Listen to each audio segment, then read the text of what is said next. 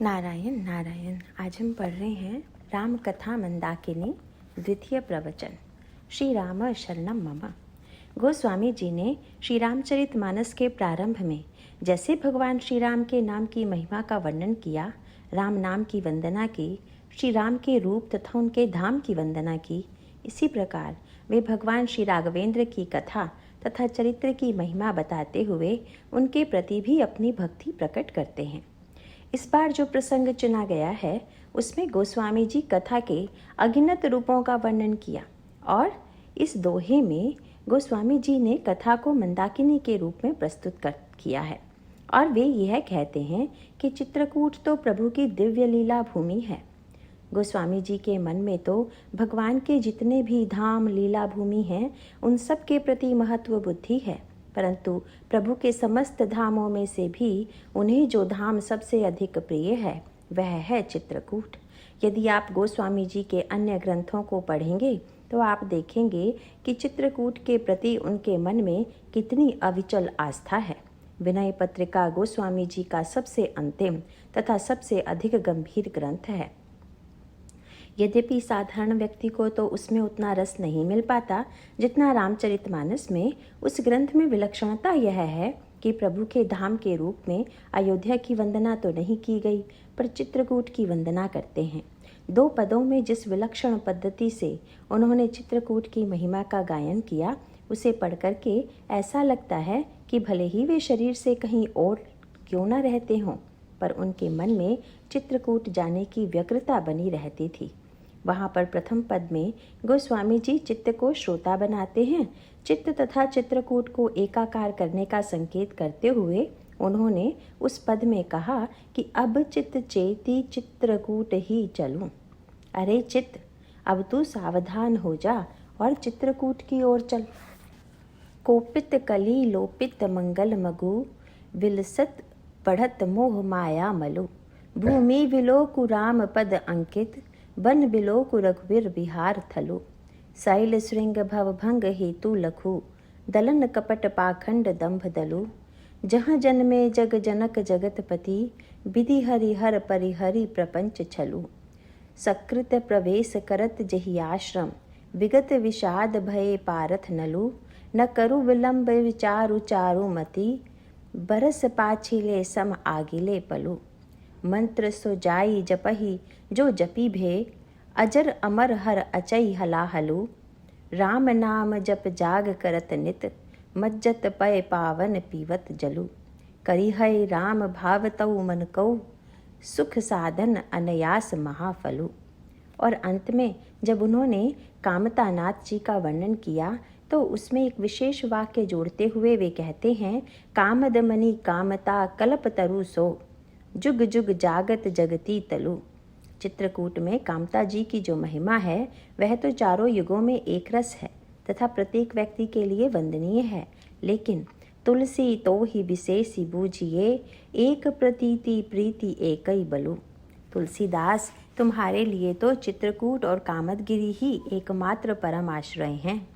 अयोध्या के प्रति भी उनके मन में समादर है और श्री रामचरितमानस में अयोध्या की बड़ी भावपूर्ण वंदना की गई है, किंतु विनय पत्रिका में उन्होंने अयोध्या के स्थान पर चित्रकूट की ही वंदना की और इसके पीछे एक विशेष रहस्य विद्यमान है।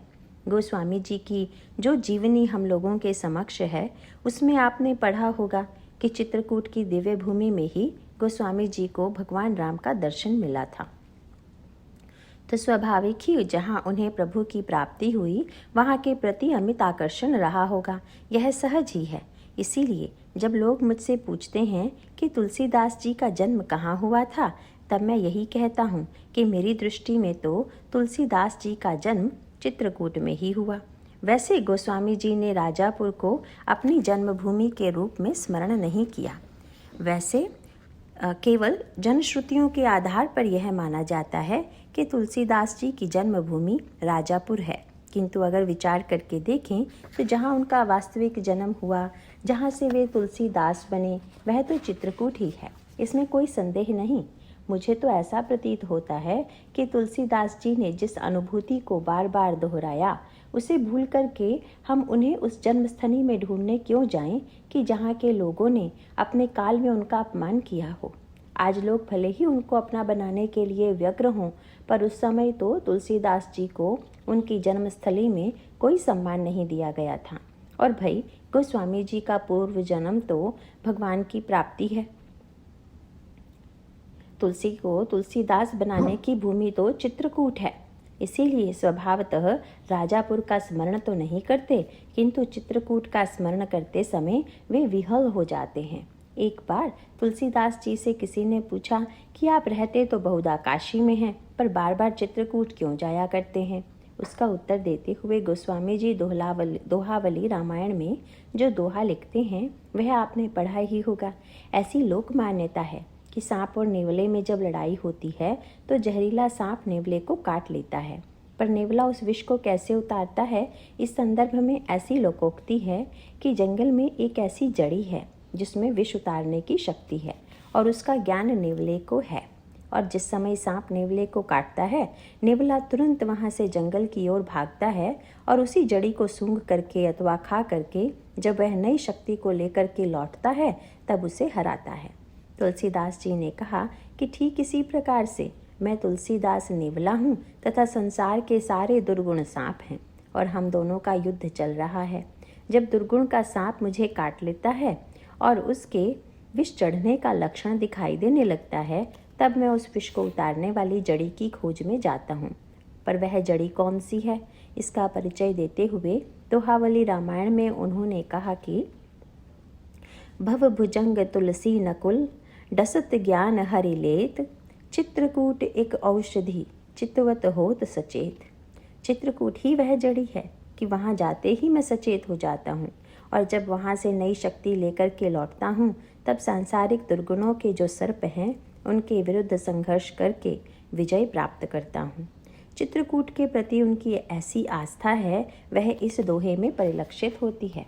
कुछ लोगों की दृष्टि में भगवान राम चित्रकूट में केवल 1 वर्ष रहे और कुछ लोगों की मान्यता है कि वे वहाँ पर 13 वर्ष रहे, पर अधिक से अधिक अवधि जो मानते हैं वे भी 13 वर्ष की मानते हैं। एक बार किसी ने गोस्वामी जी से कहा कि चित्रकूट में तो बहुत थोड़े समय तक ही श्री राम रहे थे, बाद में तो प्रभु चित्रकूट से चले गए, अब आप वहाँ क्या करने के लिए जाते हैं। तुलसीदास जी ने कहा, ना, कौन कहता है कि चित्रकूट से श्री राम चले गए थे, क्योंकि थे तो इतिहास के श्री राम हो सकते हैं। वस्तुतः भक्त के भगवान श्री राम तथा इतिहास के श्री राम में अंतर है। इतिहास के श्री राम के काल में तो गणना है कि कितने हजार वर्ष रहे, कितने वर्ष कहाँ रहे, लेकिन भक्तों के श्री राम के संबंध में वे विश्वास दिलाते हैं कि चित्रकूट मह बसत प्रभु नित्य सिय लखन समेत। श्री राम तो सर्वदा चित्रकूट में ही श्री सीता जी तथा लक्ष्मण के साथ निवास करते हैं। पूछा गया, महाराज किंतु हमें दिखाई तो नहीं देते।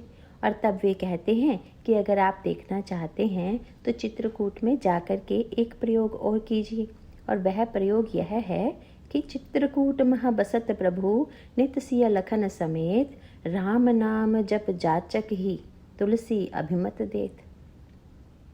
भगवान के मंगलमय राम नाम का आश्रय लेकर के जो चित्रकूट में निवास करता है उसे आज भी भगवान श्री राम के दर्शन का सौभाग्य प्राप्त होता है। यह गोस्वामी जी की स्वयं की अनुभूति है। मानो इन शब्दों में उनकी चित्रकूट के प्रति जो भावना है वह परिलक्षित होती है। यद्यपि दोहावली, कवितावली, विनय पत्रिका तथा रामचरितमानस में सर्वत्र आपको चित्रकूट की महिमा अनेक रूपों में मिलेगी, किंतु इसके साथ साथ गोस्वामी जी एक अनोखा सूत्र भी हमें देते हैं और वही हमारे आपके जीवन का सत्य है। हमारी प्राचीन काल से मान्यता रही है कि ये जो हमारे शरीर की रचना हुई है तथा ब्रह्मांड की जो रचना की गई है उन दोनों में पूरी तरह समानता है। इसीलिए विनय पत्रिका में गोस्वामी जी ने मनुष्य के शरीर की तुलना भी ब्रह्मांड से की है। वपुष ब्रह्मांड सुप्रवृत्ति लंका दुर्ग, रचित मन दनुजमय रूपधारी। इन शब्दों में उन्होंने शरीर की तुलना ब्रह्मांड से की। इसका सीधा सा अभिप्राय है कि जो ब्रह्मांड में बाहर है वही व्यक्ति के भीतर शरीर में भी है। स्वर्ग, नरक, लोक परलोक, ग्रह, नक्षत्र, ये जितने भी ब्रह्मांड में व्यक्ति को बाहर दिखाई देते हैं उन्हीं का लघु प्रतिरूप व्यक्ति का शरीर है। और अगर व्यक्ति ध्यान से शरीर की ओर दृष्टि डाले तो यूँ कह सकते हैं कि ब्रह्मांड की समस्याओं का जो मूल केंद्र है तथा उसका समाधान ढूंढने का क्या उपाय है। जब तक आप इन दोनों को ध्यानपूर्वक मिला करके नहीं देखेंगे तब तक हम केवल शरीर से समाधान नहीं ढूंढ पाएंगे। इसे एक छोटे से व्यवहारिक दृष्टांत के द्वारा समझने की चेष्टा करें। आप देखते हैं कि आकाश में सूर्य है और उस सूर्य के प्रकाश में ही हमें और आपको संसार की वस्तुएं दिखाई देती हैं।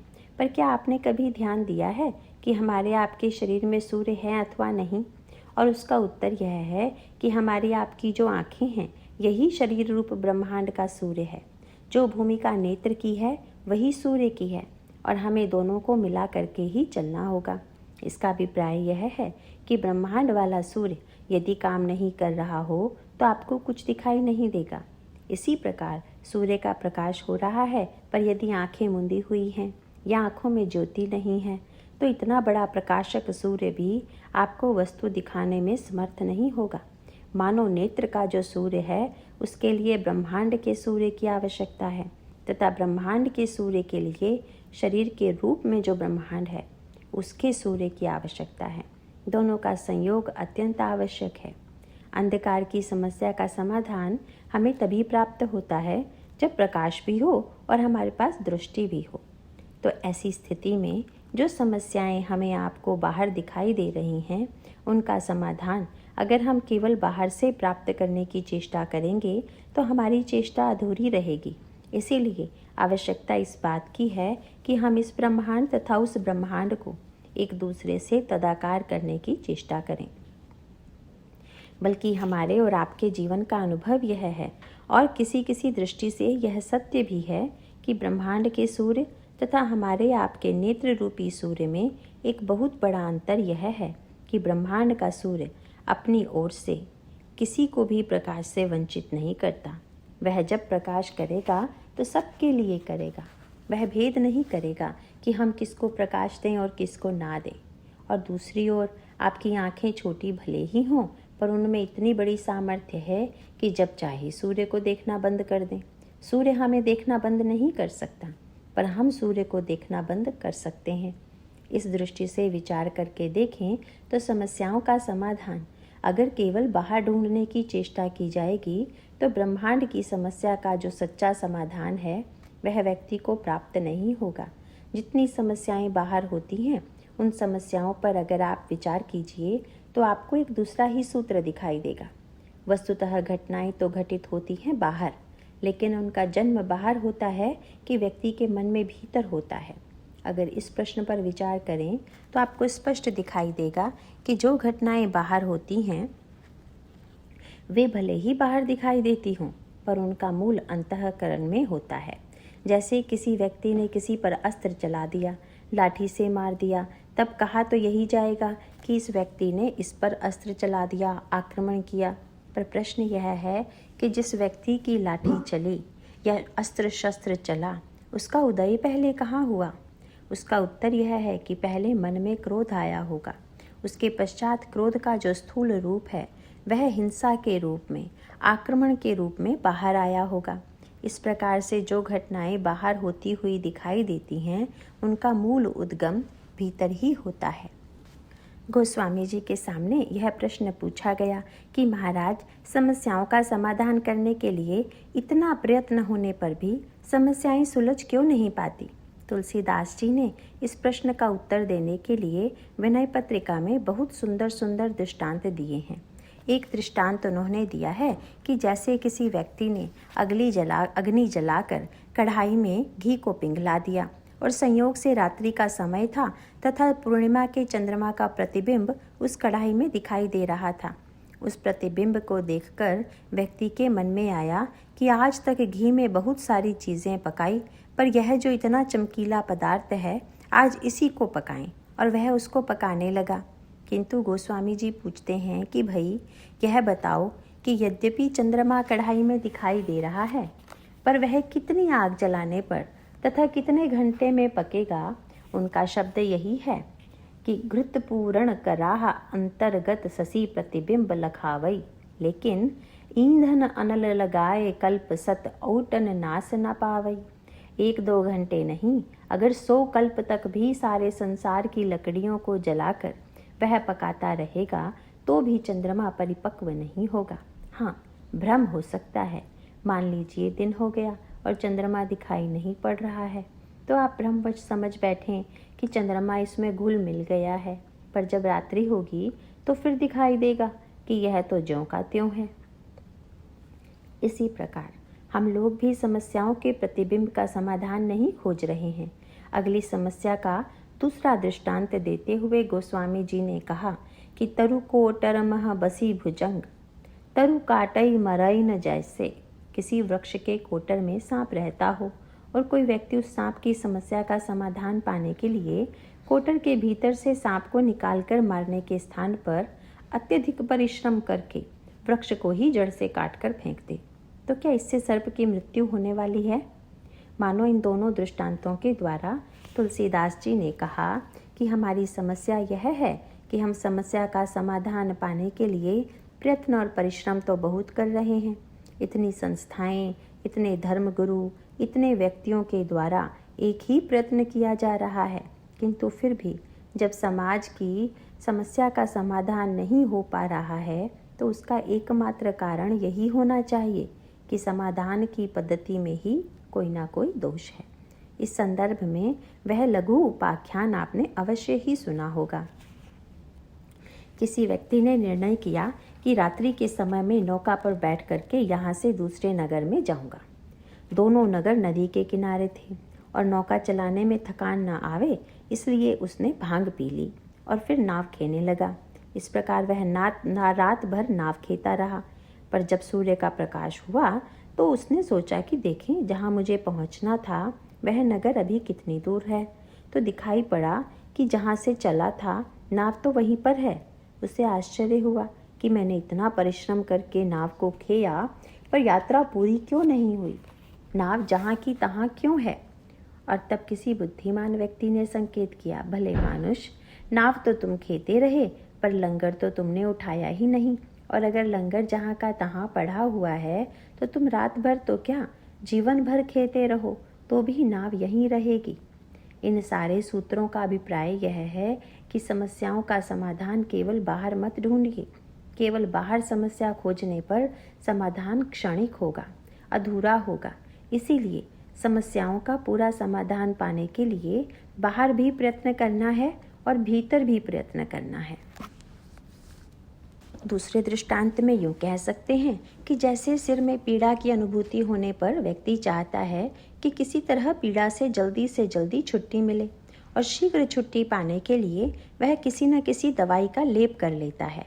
बहुधा दवा का लेप करने या बाम लगाने पर व्यक्ति की पीड़ा कुछ समय के लिए शांत हो जाती है।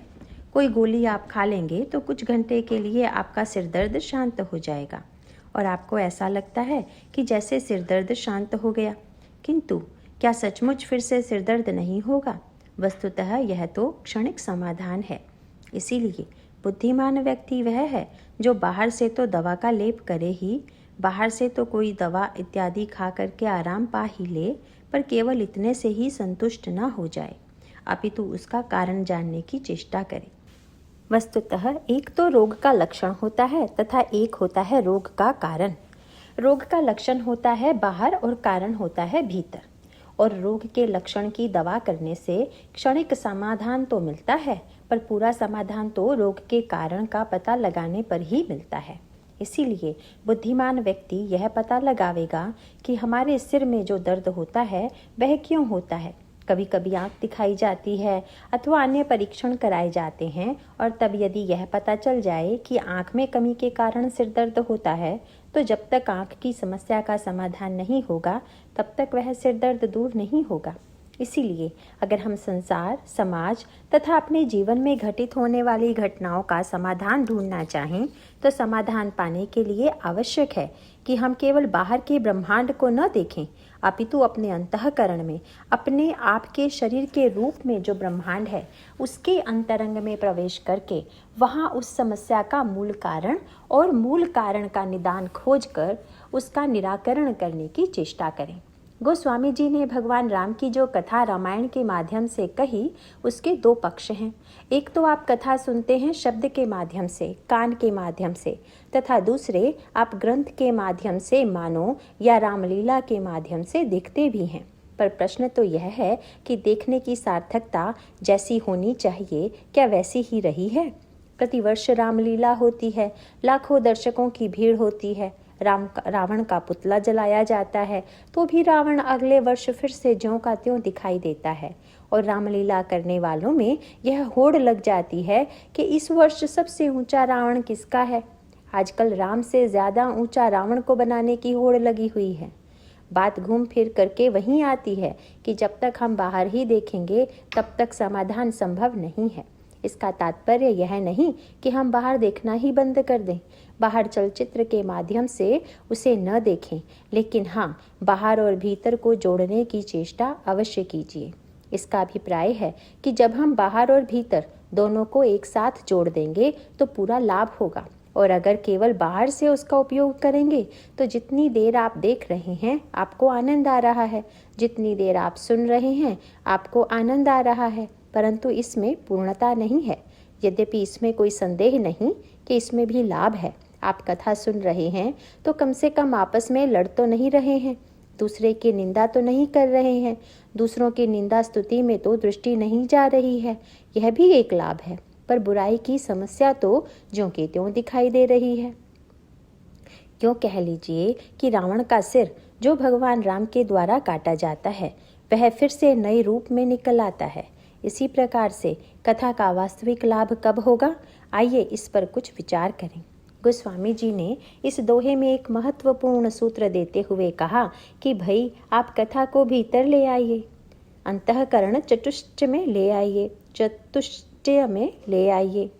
अंतःकरण चतुष्टय का नाम आपने सुना होगा, जिसमें मन, बुद्धि, चित्त तथा अहंकार, इन चारों का समावेश है। हमारे आपके जीवन के जो सारे व्यवहार चल रहे हैं उनमें इन चारों का ही खेल आपको दिखाई देगा। मन तो न जाने कितनी समस्याओं का सृष्टा है, सबका उद्भव मन में ही होता है। मन की वासनाएं, मन में उत्पन्न होने वाले विकार ही इंद्रियों को प्रेरित करते हैं तथा तब इंद्रिय सक्रिय होकर विषयों की ओर जाती हैं। और हमारे मन में उठने वाली तरंगें जब इंद्रियों के माध्यम से प्रत्यक्ष रूप से साकार हो जाती हैं, बस वहीं पाप की क्रिया बन जाती है। वस्तुतः मन का तो बड़ा विचित्र खेल है, इसीलिए इस युग में लोगों को बड़ी छूट दी गई है, पर उस छूट का दुरुपयोग हमें नहीं करना चाहिए। और जो छूट दी गई है उसके संदर्भ में तो आपने पढ़ा ही होगा कि कलिकर एक पुनीत प्रतापा, मानस पुण्य होई नहीं पापा। अन्य युगों में व्यक्ति जो मन से पाप करता था उसका भी उसको फल भोगना पड़ता था, पर कल युग में छूट दी गई कि मन से किए जाने वाले पुण्य का फल तो होता है पर पाप का फल नहीं होता। और इसका अभिप्राय यह है कि जैसे ग्रहण लगता है तो बच्चों को छूट दी जाती है कि तुम लोग व्रत उपवास नहीं कर सकते हो तो चलो तुम यह मत करो। इसीलिए बालक, बूढ़े तथा रोगियों को हमारे शास्त्र में छूट दी जाती है। पंचांगों में लिखा रहता है बाल वृद्धारुतर विना, बालक, वृद्ध तथा आतुरों को छोड़ करके। तो भाई कलयुग के लोगों के लिए अगर यह कह दिया जाता कि मन में उठने वाले जितने संकल्प हैं उनका दंड भोगना पड़ेगा, तब तो फिर अनर्थ ही हो जाता। क्योंकि गोस्वामी जी ने एक व्यंग करते हुए कहा कि यहाँ तो मन की दशा यह हो गई है कि कली केवल मल मूल मलिना, पाप पयो निधि जन मन मीना। व्यक्ति का मन मछली है और पाप के समुद्र में ही उसको आनंद आ रहा है। मन में तो बुराइयों का ही चिंतन होता रहता है। इस युग में बुराइयां बड़ी प्रचुर मात्रा में व्यक्ति के अंतःकरण में आती हैं, यह समझ करके छूट दी गई है। पर अगर आप गहराई से विचार करके देखें तो छूट जितनी बड़ी लगती है उतनी बड़ी है नहीं। इतना तो ज़रूर है कि हमारे मन में बुराई का जो संकल्प उठा, अगर वह प्रत्यक्ष रूप से साकार ना हो, क्रिया में परिणत ना हो, तो हम मन के पाप से बच गए। पर बहुधा होता यही है कि मन तो जब भी किसी वस्तु का चिंतन करेगा उसको साकार करने की चेष्टा भी अवश्य करेगा। जैसे मन से अगर सौंदर्य का चिंतन हुआ तो मन इतने से ही नहीं रुक जाता, अपितु वह नेत्रों के सहारे उस सौंदर्य को देखने की चेष्टा भी करता है। इस प्रकार मन की यह समस्या है कि इसमें वासनाएं हैं, अगिनत संस्कार हैं और व्यक्ति के अंतर्मन में वासनाओं की विचित्र लीला निरंतर चल रही है। और तब प्रश्न यह है कि मन की इस समस्या का समाधान कैसे हो।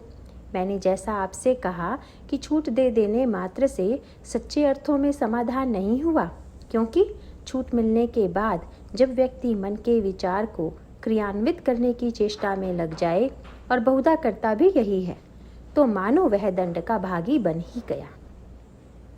तो मन की समस्या का समाधान कैसे हो, यह पहला सूत्र है। दूसरी ओर व्यक्ति की बुद्धि है, बल्कि इसको ऐसे माना गया है कि व्यक्ति के जीवन में 3 अवस्थाएं नित्य आती हैं, जागृत, स्वप्न और सुषुप्ति। इनमें बंटवारा सा हो गया है।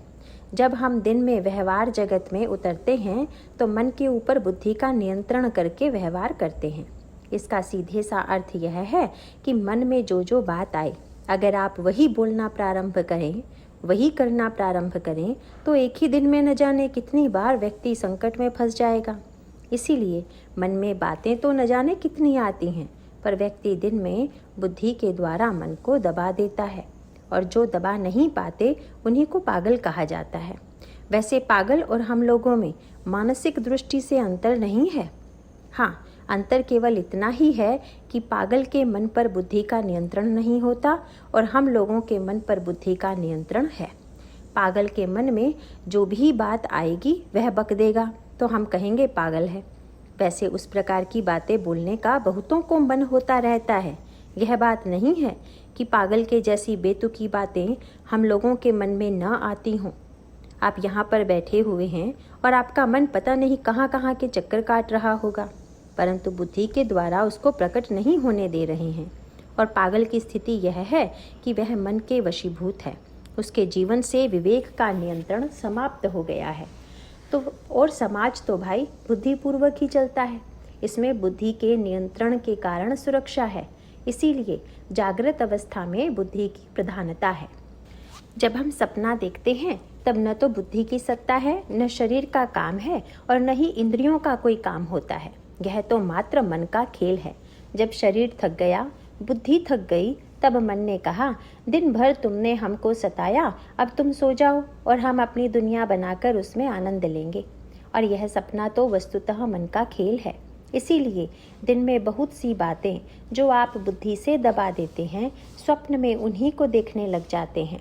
वहाँ पर आपके मन का संसार बन गया, रूप दिखाई देने लगा और बिना बुद्धि तथा शरीर के मन का सारा खेल चल रहा है। इस संदर्भ में मुझे एक संस्मरण याद आ रहा है। ब्रह्मलीन स्वामी अखंडानंद जी महाराज के सानिध्य में मैं वृंदावन में था। मेरे परिचित एक सज्जन और थे जो कि स्वामी जी महाराज के बड़े सेवक थे। समस्त शिष्यों में सबसे अधिक सेवा वही करते थे। पर एक दिन उन्होंने मुझसे एकांत में कहा, क्या बताऊं, मैं दिन भर इतनी सेवा करता हूं, पर मैं सपने में यही देखता रहता हूं कि महाराज श्री ने मुझसे कहा कि यह कार्य करो और मैंने नहीं कर दिया। ऐसा क्यों होता है? मैंने कहा कि भाई, सत्य तो यह है कि दिन में भी आपको लगता तो बुरा है कि सबसे अधिक सेवा मुझसे ही कराई जाती है, और मन भी होता है कि नहीं कर दें, पर आपका विवेक जागृत रहता है, इसीलिए कहता है कि नहीं, गुरु की आज्ञा का पालन करना चाहिए, सेवा करनी चाहिए।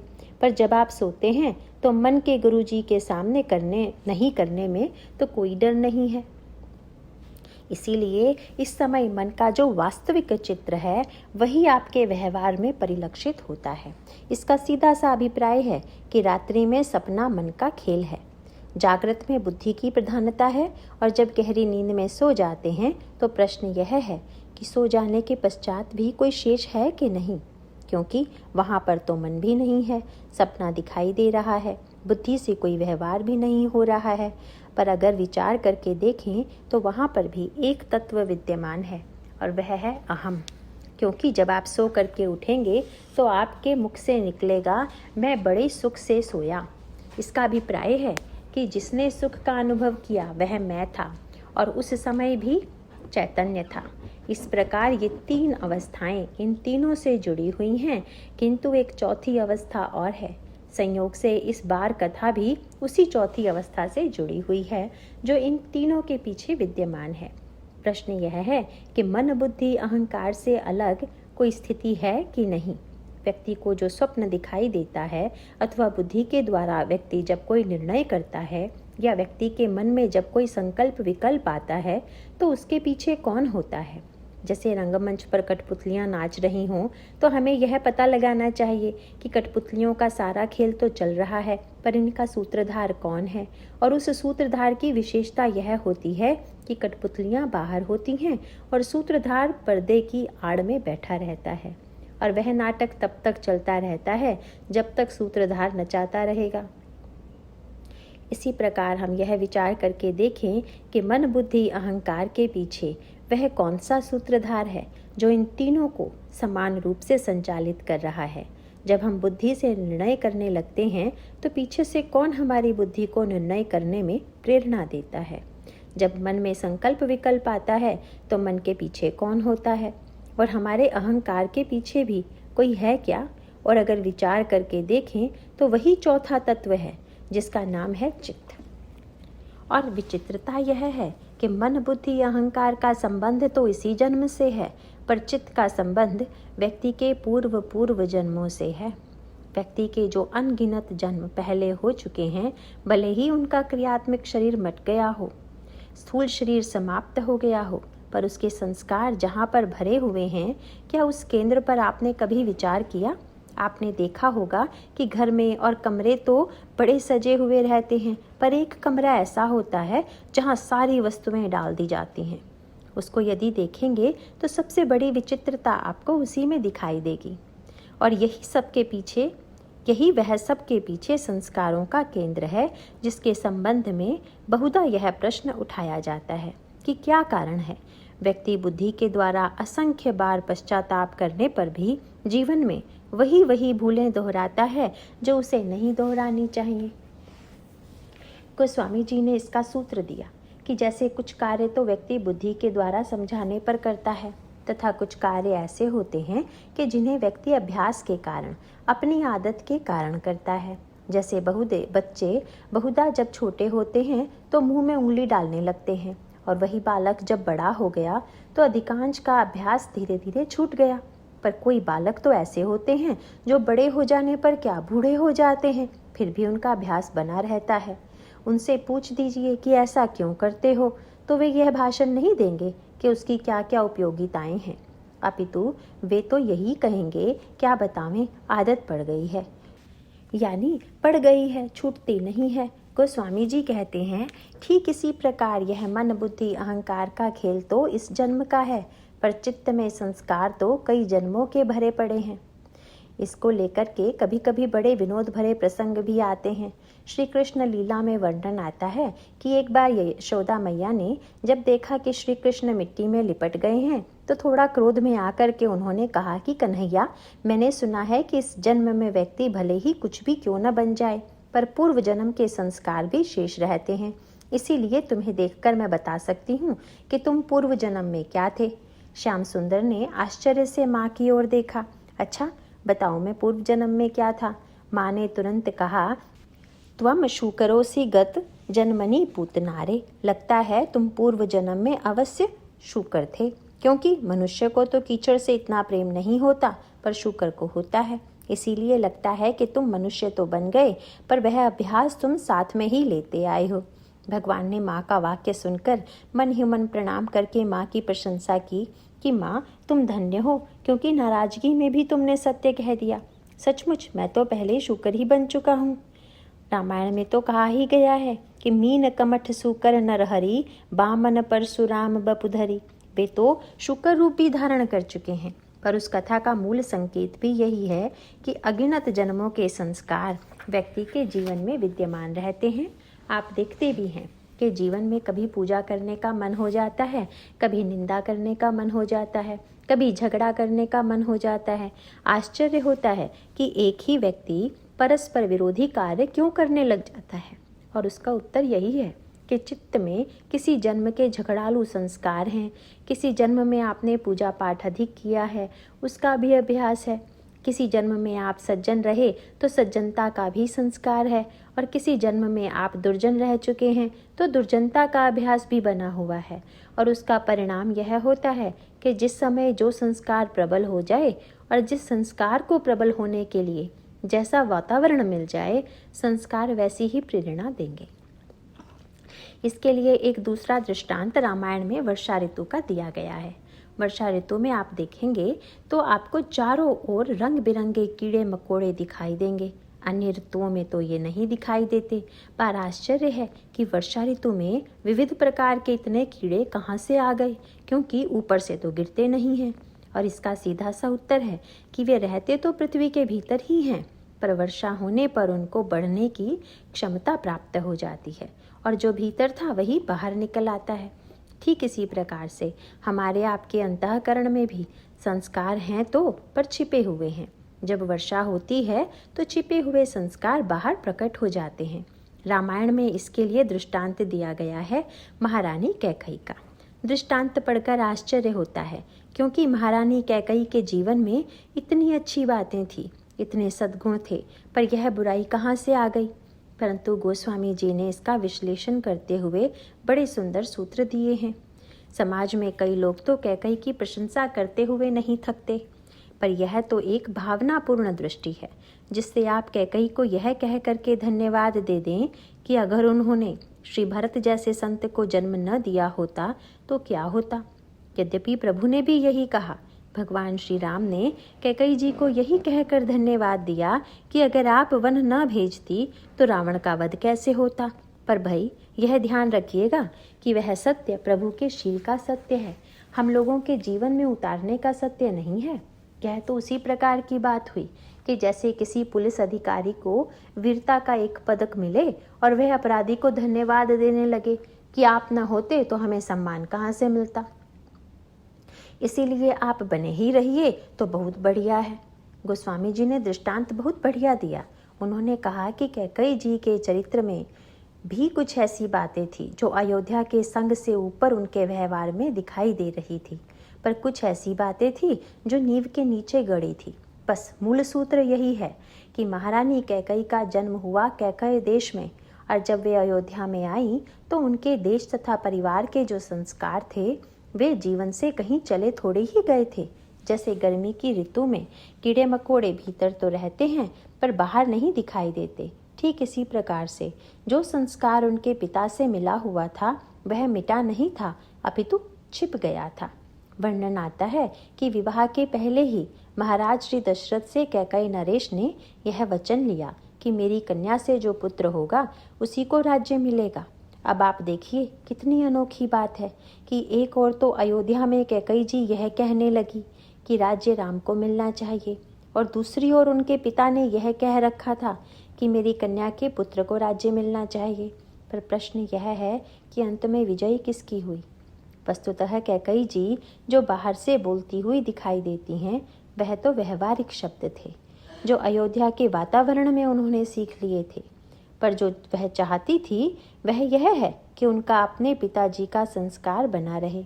यहाँ पर गोस्वामी जी कैकई जी की बुद्धि को आध्यात्मिक रूप से निम्न दृष्टांत के द्वारा प्रस्तुत करते हैं।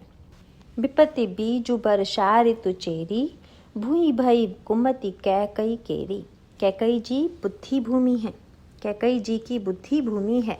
इसका अभिप्राय यह है कि अयोध्या के प्रभाव से, अयोध्या के वातावरण से, अयोध्या के लोगों में जो सद्भाव था, कौशल्या जी, सुमित्रा जी आदि रानियों में जो स्नेह था, अयोध्या वासियों में जो परस्पर सद्भाव था, उन सब का प्रभाव कैकई जी के अंतःकरण में ऊपर से पड़ा। और फिर भगवान श्री राम का जो शीलमय व्यवहार था, श्री राम जिस प्रकार से सर्वदा कैकई जी के निकट ही रहते हैं, उन्हीं को माँ कहकर पुकारते हैं, उसका परिणाम यह हुआ कि कैकई जी अत्यधिक प्रभावित हो जाती हैं तथा उनकी वाणी भी वही उदारता परिलक्षित होती है। इसीलिए कैकई जी के बदलाव को देखकर सारी अयोध्या में यह तहलका मच गया कि अरे कैकई को क्या हो गया। पर उन्हें अभी यह पता नहीं था कि नया कुछ नहीं हो गया, अपितु जो भीतर था वह केवल दब गया था। उनके अंतःकरण में पिता के द्वारा डाले गए जो संस्कार थे वे तो पहले से ही भीतर विद्यमान थे, और जब मंथरा के रूप में जो वर्षा हुई तो वे संस्कार बाहर आ गए। वस्तुतः कैकेयी का यह द्वंद्व केवल उनका अपना ही द्वंद्व न होकर वह तो हमारे आपके जीवन का भी द्वंद्व है। अगर दो प्रकार के संस्कार होंगे तो जो संस्कार दबे हुए हैं वे भी अवसर पाकर बिना जागृत हुए नहीं रहेंगे। यह संकेत हमें अनेक प्रसंगों में प्राप्त होता है। रामायण में भी आप पढ़ते हैं कि रावण जब श्री सीता जी का हरण करने लगा तो श्री जानकी जी ने रावण को फटकारा। उस समय रावण ने श्री सीता जी के चरणों में प्रणाम किया। सुनत वचन दस शीस रिसाना, मन महु चरण बंदी सुख माना। इसको पढ़ करके अगर आप रावण को संत की उपाधि दे दें, भक्त की उपाधि दे दें कि वाह यह तो चरणों में प्रणाम कर रहा है, तो क्या आप रावण के चरित्र को ठीक ठीक समझ पाए? वस्तुतः इसका अभिप्राय तो यही है कि एक ओर तो उसमें रावणत्व के संस्कार व्याप्त हैं, दूसरी ओर पूर्व जन्म के संस्कार भी विद्यमान हैं और उसके मूल में कहीं ना कहीं जो संस्कार के बीज हैं वही प्रेरित कर रहे हैं। इसीलिए रामायण में यह सूत्र दिया गया कि सुमति कुमति सबके उर रहहि, नाथ पुराण निगम अस कहहि। सुंदर बुद्धि और कुबुद्धि प्रत्येक व्यक्ति के जीवन में रहती है, पर उसका मूल तत्व क्या है उस पर जरा दार्शनिक दृष्टि से विचार करके देखिए। हमारे पुराणकार कहते हैं कि जब तक ईश्वर का अवतार न हो तब तक कल्याण नहीं होगा। अवतार का अभिप्राय है नीचे उतरना, और हमारे आपके जीवन का भी यह सत्य है। हमारे आपके शरीर में सिर, हृदय तथा चरण ये तीन प्रमुख अंग हैं। इनमें सिर ऊपर है, हृदय उससे नीचे है और सबसे नीचे चरण है। इसका अभिप्राय यह है कि मस्तिष्क में ऊंचे विचार आकर के क्या करेंगे अगर वे हृदय में नहीं उतरेंगे। प्रश्न यह है कि मस्तिष्क से उतर करके हृदय में आया कि नहीं आया। यही अवतारवाद का सिद्धांत है। अवतारवाद की मूल धारणा यह है कि ब्रह्म जो है भक्तों के प्रेम से वशीभूत होकर के अवतार ग्रहण करता है और प्रेम का केंद्र हृदय है। इसका अभिप्राय है कि हमारे मस्तिष्क का विचार जब हृदय में उतर आवे तो अवतार हुआ, और उसके बाद चरण में उतरने का अर्थ है क्रिया में आ जाना। और उसके हमारे मस्तिष्क का सत्य जब तक हृदय में नहीं आता और हृदय की बात जब तक क्रिया में क्रियान्वित नहीं होती तब तक अवतार पूरा नहीं हुआ। और जब तक अवतार पूरा नहीं होता तब तक आप बढ़िया बात सोचते रहिए परंतु जीवन में नहीं उतर सकती। यह तो हम आप सबको ज्ञात है कि ब्रह्म सर्वत्र विद्यमान है, पर ब्रह्म के विद्यमान होते हुए भी उसके अवतार की अपेक्षा है। और इसका सूत्र वही है कि जैसा मैंने आपसे कहा, वस्तुतः हमारे जीवन में रावण की तरह द्विविधा है। रावण के मन में प्रणाम करने की इच्छा का वर्णन तुलसीदास जी रावण को संत बनाने के लिए नहीं लिखते या रावण के अनुयायी बनने के लिए नहीं लिखते हैं। वस्तुतः उनका उद्देश्य तो यही है कि देखो, इतने बुरे व्यक्ति के हृदय में भी क्षणिक अच्छे विचार आ जाते हैं, पर उसे हम बुरा इसलिए कहते हैं क्योंकि उन विचारों को वह जीवन में क्रियान्वित नहीं कर पाता है। अगर उसकी मातृबुद्धि प्रबल हो जाती है और माँ के चरणों में प्रणाम करने के बाद यदि वह मातृदृष्टि से देखता तो धन्य हो जाता, पर एक क्षण प्रणाम करने के पश्चात उन्हीं श्री सीता जी को ले जा करके अशोक वाटिका में बैठाकर राक्षसियों को आज्ञा देता है कि इन्हें डराओ, और साथ साथ श्री सीता जी से यह भी कहता है कि एक बार बिलोखु मम ओरा, तुम एक बार मेरी ओर दृष्टि तो डालो। इसका अभिप्राय यह है कि हम लोग रावण के एक वाक्य को तो इतना महत्व देते हैं पर उसके पूरे व्यवहार को भूल जाते हैं। मानो मूल तत्व यह है कि सबसे पीछे हमारे संस्कार हैं जो चित्त में भरे पड़े हैं। अगर उन पर किसी तरह से नियंत्रण हो सके, चित्त पर किसी तरह से अधिकार हो सके, तो उसका परिणाम यह होगा कि बाहर की जो गतिविधियां हैं वे ठीक ठीक संचालित होने लगेंगी।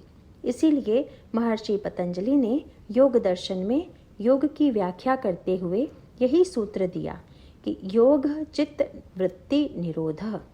योग का तात्पर्य है चित्त वृत्ति का निरोध, और उस चित्त वृत्ति के निरोध द्वारा इन समस्याओं का समाधान होता है।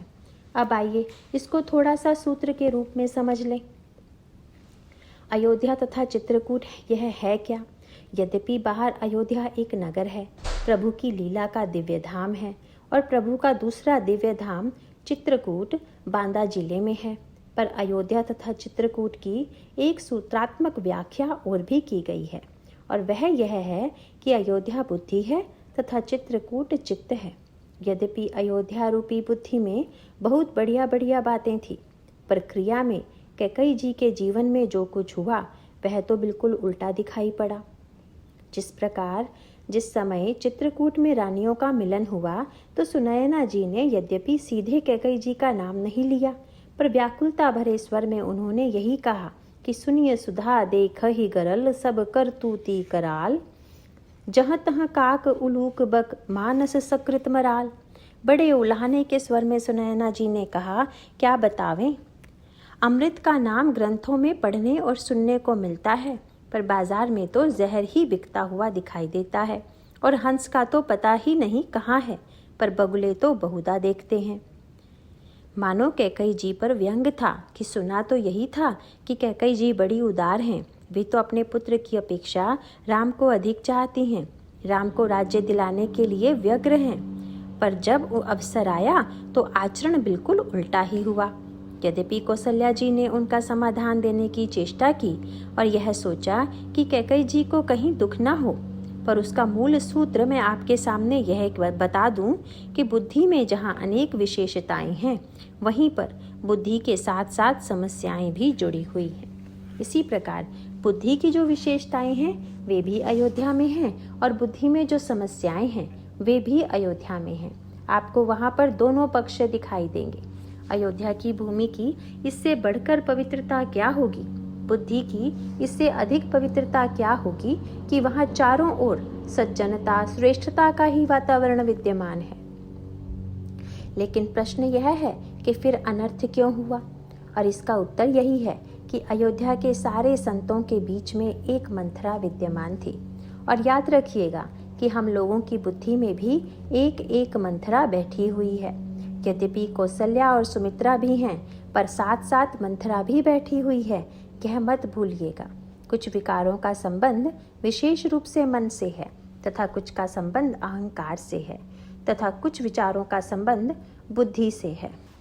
जीवन में जितने भी कार्य होते हैं उनमें कुछ अहंकार की प्रेरणा से होते हैं, कुछ बुद्धि के द्वारा होते हैं, तथा कुछ मन के द्वारा होते हैं। आप अगर गहराई से इस पर दृष्टि डालें तो देखेंगे कि जैसे काम की वृत्ति है तो काम का जन्म जब होगा तो मन से होगा। इसीलिए काम का एक नाम दिया गया मनोज, जिसका जन्म मन से हुआ हो।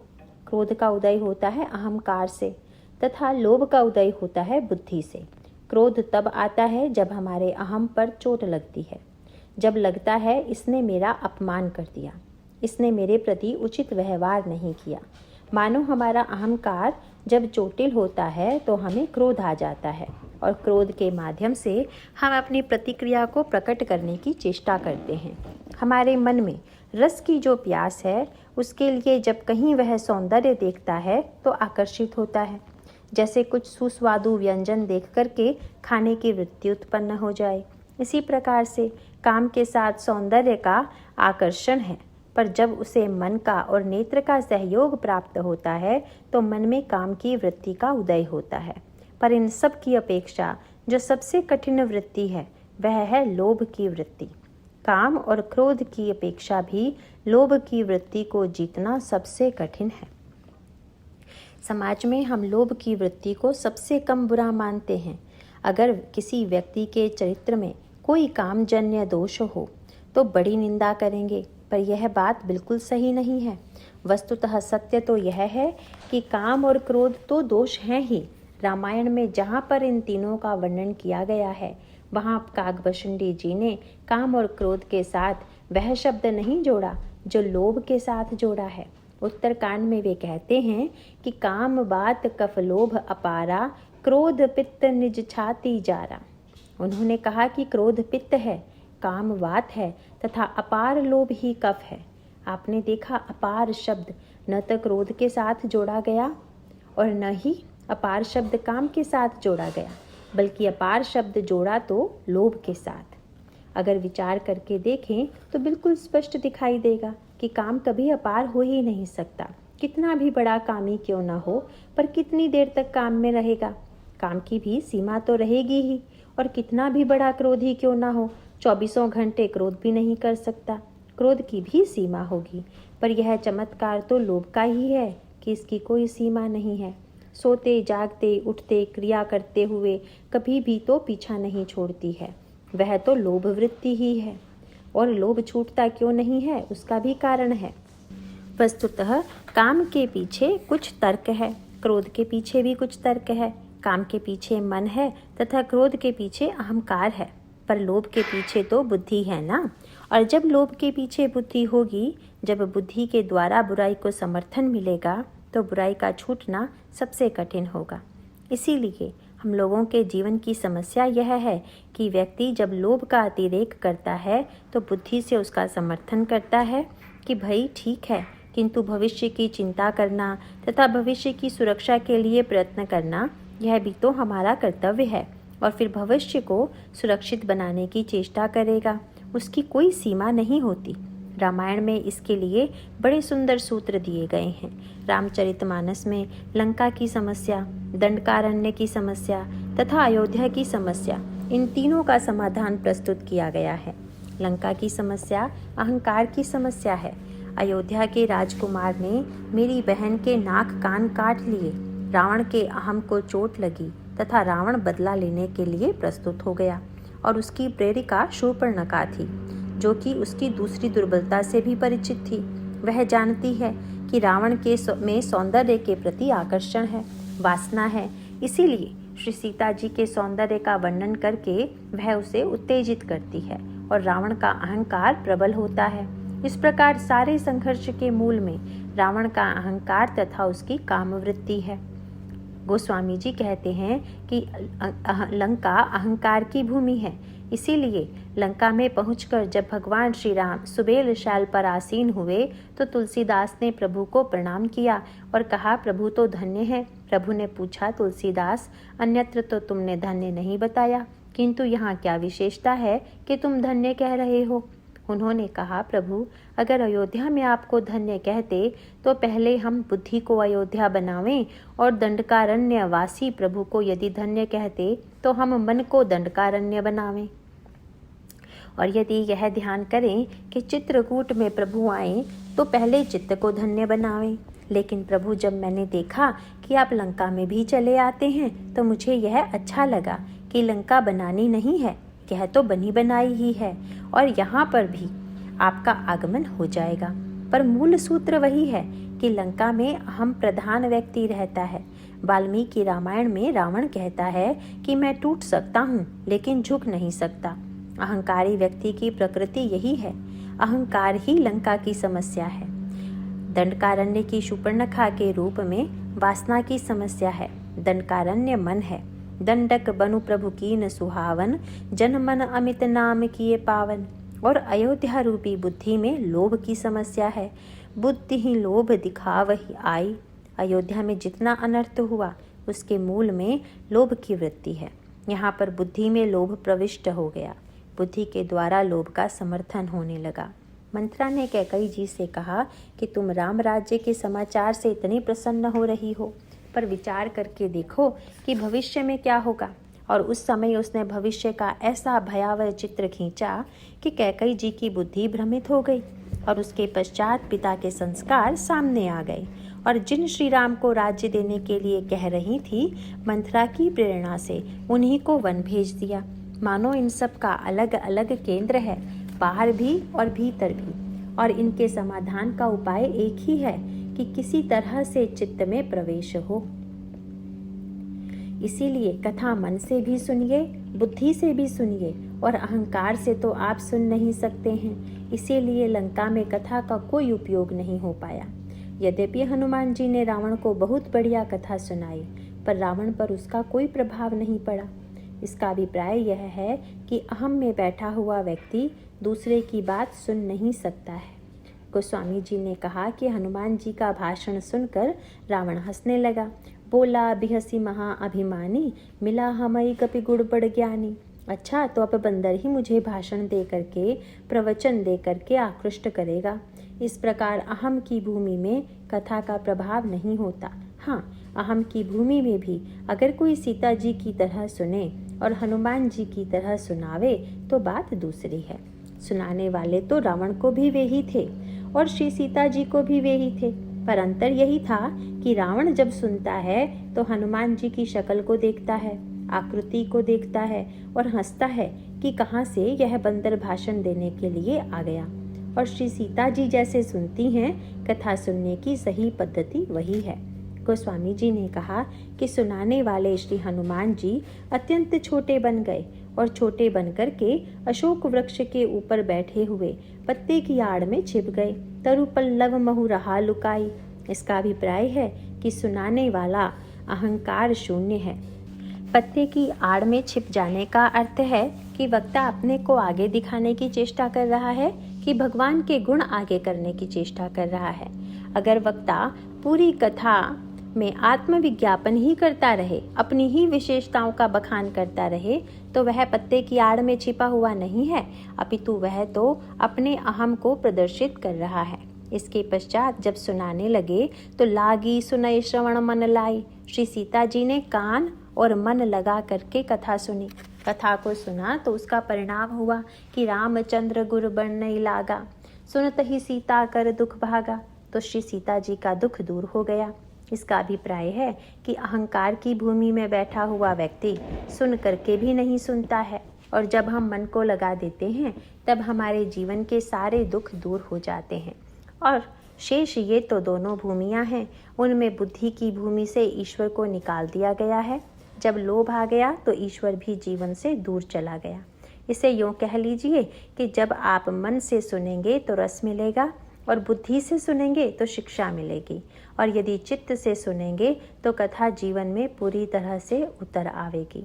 अब प्रश्न यह है कि राम कथा कहाँ बैठ करके सुने, मन में बैठ करके कि बुद्धि में कि चित्त में। भगवान राम ने तो लक्ष्मण जी से कह दिया कि मन बुद्धि चित्त लगा करके सुनो। थोरे ही मह सब कहूँ बुझाई, सुनहु तात मति मन चित्त लाई। इसका अभिप्राय यह है कि मन से रस लीजिए, बुद्धि से विचार कीजिए तथा चित्त पर विजय प्राप्त कर जीवन में उसको उतारिए। इस तरह से कथा जब मन में बुद्धि में प्रवेश करेगी तथा बुद्धि से चित्त में प्रवेश करेगी, तब हमारा अंतःकरण अहम शून्य हो जाएगा, और अहंकार शून्य होने पर रामायण का जो सत्य है वह हमारे जीवन में उतर आवेगा। तुलसीदास जी ने कहा कि ब्रह्मांड में जो चित्रकूट है वह तो धन्य है ही, वहाँ तो अवसर मिलने पर जाना ही चाहिए, पर हम लोगों को चाहिए कि अपने अंतःकरण में भी चित्रकूट बनावें तथा उसी चित्रकूट में इन तीनों को एकत्र करें। अगर आप यह अनुभव कर रहे हैं कि आपके अंतःकरण में राम कथा की सरिता बह रही है, तो मानो मंदाकिनी बह रही है। यदि आपका चित्त स्थिर है तो मानो वही कामदगिरी पर्वत विद्यमान है, और सुनते हुए अगर आपके मन में प्रेम उमड़ रहा है तो वही प्रेम का वन है। अगर ये तीनों आ गए तो फिर प्रभु अवश्य ही स्वयं आकर के प्रतिष्ठापित होंगे। नारायण नारायण।